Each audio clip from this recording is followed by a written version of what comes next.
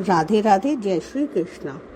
प्रसंगतः माघ स्नान की महिमा, शुकर क्षेत्र का महात्म्य तथा मासोपवास व्रत की विधि का वर्णन। महादेव जी कहते हैं, भक्त प्रवर कार्तिकेय, अब माघ स्नान का महात्म्य सुनो। महामते, इस संसार में तुम्हारे समान विष्णु भक्त पुरुष नहीं है। चक्र तीर्थ में श्री हरि का और मथुरा में श्री कृष्ण का दर्शन करने से मनुष्य को जो फल मिलता है वही माघ मास में केवल स्नान करने से मिल जाता है। जो जितेंद्रिय, शांत चित्त और सदाचार युक्त होकर माघ मास में स्नान करता है वह फिर कभी संसार बंधन में नहीं पड़ता। इतनी कथा सुनाकर भगवान श्री कृष्ण ने कहा, सत्यभामा, अब मैं तुम्हारे सामने शुकर क्षेत्र के महात्म्य का वर्णन करूंगा, जिसके विज्ञान मात्र से मेरा सानिध्य प्राप्त होता है। 5 योजन विस्तृत शुकर क्षेत्र मेरा मंदिर अर्थात निवास स्थान है। देवी, जो इसमें निवास करता है वह गधा हो तो भी चतुर्भुज स्वरूप को प्राप्त होता है। 3303 हाथ मेरे मंदिर का परिमाण माना गया है। देवी, जो अन्य स्थानों में 60,000 वर्षों तक तपस्या करता है वह मनुष्य शुकर क्षेत्र में आधे प्रहर तक तप करने पर ही उतनी तपस्या का फल प्राप्त कर लेता है। कुरुक्षेत्र के सन्निहति नामक तीर्थ में सूर्य ग्रहण के समय तुला पुरुष के दान से जो फल बताया गया है वह काशी में 10 गुना, त्रिवेणी में 100 गुना और गंगा सागर संगम में 1000 गुना कहा गया है। किंतु मेरे निवास भूत शुकर क्षेत्र में उसका फल अनंत गुना समझना चाहिए।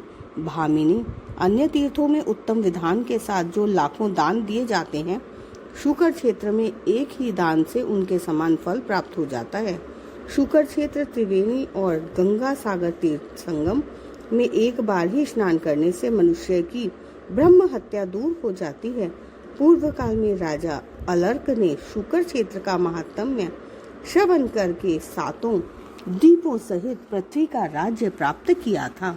कार्तिकेय ने कहा, भगवान, मैं व्रतों में उत्तम मासोपवास व्रत का वर्णन सुनना चाहता हूँ, साथ ही उसकी विधि एवं यथोचित फल को भी श्रवण करना चाहता हूँ। महादेव जी बोले, बेटा, तुम्हारा विचार बड़ा उत्तम है। तुमने जो कुछ पूछा है वह सब बताता हूँ। जैसे देवताओं में भगवान विष्णु, तपने वालों में सूर्य, पर्वतों में मेरु, पक्षियों में गरुण, तीर्थों में गंगा तथा प्रजाओं में वैश्य श्रेष्ठ है, उसी प्रकार सब व्रतों में मासोपवास व्रत श्रेष्ठ माना गया है। संपूर्ण व्रतों से, समस्त तीर्थों से तथा सब प्रकार के दानों से जो पुण्य प्राप्त होता है वह सब मासोपवास व्रत करने वाले को मिल जाता है। वैष्णव यज्ञ के उद्देश्य से भगवान जनार्दन की पूजा करने के पश्चात गुरु की आज्ञा लेकर मासोपवास व्रत करना चाहिए।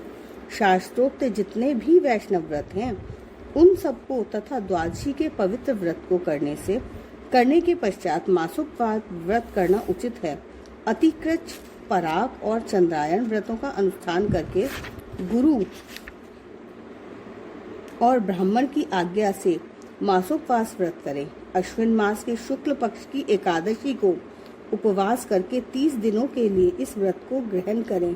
जो मनुष्य भगवान वासुदेव की पूजा करके कार्तिक मास भर उपवास करता है वह मोक्ष का भागी होता है। भगवान के मंदिर में जाकर तीनों समय भक्ति पूर्वक सुंदर मालती, नीलकमल, पद्म, सुगंधित कमल, केसर, खस, कपूर, उत्तम चंदन, नैवेद्य और धूप दीप आदि से श्री जनार्दन का पूजन करें। मन, वाणी और क्रिया द्वारा श्री गरुण ध्वज की आराधना में लगा रहे। स्त्री, पुरुष, विधवा जो कोई भी इस व्रत को करे, पूर्ण भक्ति के साथ इंद्रियों को काबू में रखते हुए दिन रात विष्णु के नामों का कीर्तन करता रहे, भक्ति पूर्वक श्री विष्णु की स्तुति करे, झूठ ना बोले, संपूर्ण जीवों पर दया करे, अंतःकरण की वृत्तियों को अशांत न होने दे, हिंसा त्याग दे, सोया हो या बैठा श्री वासुदेव का कीर्तन किया करे। अन्न का स्मरण, अवलोकन, सूंघना, स्वाद लेना, चर्चा करना तथा ग्रास को मुंह में लेना ये सभी निषिद्ध है अर्थात मना है।